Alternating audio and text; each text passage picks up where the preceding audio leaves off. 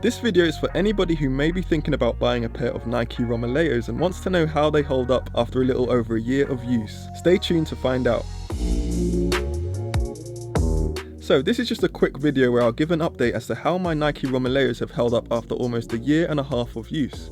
I've used these Romaleos pretty frequently over this time, so I thought it would be good to report on any failings of the shoe to help you know more about them and inform your decision if you were considering going for a pair.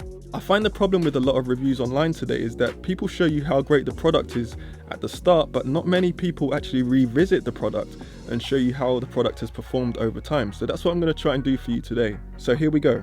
Have the straps stayed in a good condition? Now, as you can see, these Romaleos are fastened with 2 laces and 2 Velcro straps. Sometimes with Velcro strapping, the constant fastening and unfastening of the Velcro can make the stitching become weaker.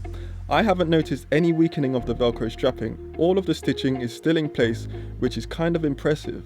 Now, of course, this is important for weightlifting shoes. You need to be able to secure them well because you're going to be lifting some heavy weights with them, and your foot needs to be as secure as possible. It's important that not only the Velcro stitching stays in good condition, it's also important that the shoe can still be fastened properly.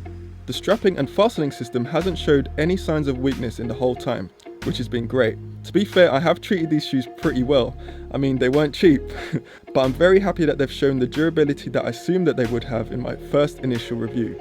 I'll put a link to my first initial review in the description below. Now, has the material maintained its rigidity? One of the first things I noticed about these shoes is the rigidity of the material, and it was really impressive to me. The material has definitely maintained its rigidity pretty well. The tongue and the heel area is made of a slightly tougher feeling material that I assumed might become flimsier and flimsier as the months rolled on, and I used these shoes more frequently. But no, these shoes have really stayed the same, which I'm really impressed by. Why can't Nike make all of their shoes this durable? A lot of people have asked me where I got hold of this colour of the Romaleos, and the thing is, this colour was just available when I bought them. I think they may be a limited edition or something. Nike do sometimes release new colours of these shoes, so it might be worth checking out the website to see if they've restocked on some of the more different colours if you don't want just black or white. So do check out the link in the description. I would receive a small commission if you were to go for them from my link, but that's all there is. Now, another thing people have asked is about the fit, whether these Romaleos run big or small. I ordered these in my normal size 13, and they've been fine. I remember asking a Nike rep before I bought these about whether I should buy a different size because some reviews that I read were saying that they run small. So I contacted Nike, and the Nike rep actually told me to buy the size you normally buy Nike shoes in because the shoes are made with the knowledge that weightlifting shoes are not supposed to be super roomy.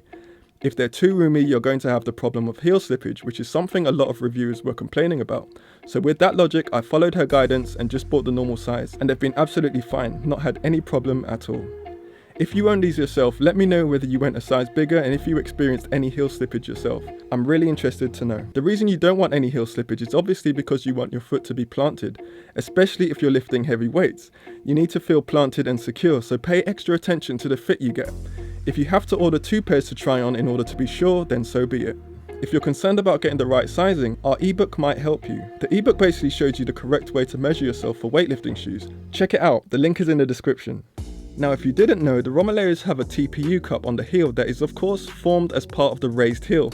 Some reviewers have mentioned that this cup weakens over time. Now I can say that this heel is still as sturdy as day one. With the sole has not worn much at all, but I wouldn't expect it to. I literally only wear these inside the gym.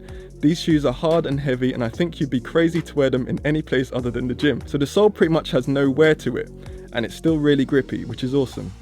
So overall, I have to say that these have held up pretty well. There hasn't been any failings, and they feel as good as the first time I tried them on. If you're thinking about trying them, I would recommend them, but I actually would recommend you to check out the Romaleos versus Savaleos video I made, as it may help you make a decision if you're considering a weight shoe with a raised heel. If you have any questions about these shoes, leave them in the comments, I'll be happy to answer them. Also, if you've tried out these shoes for yourself, let me know what you think in the comments below. So with that being said, thank you for watching, and I'll see you in the next one.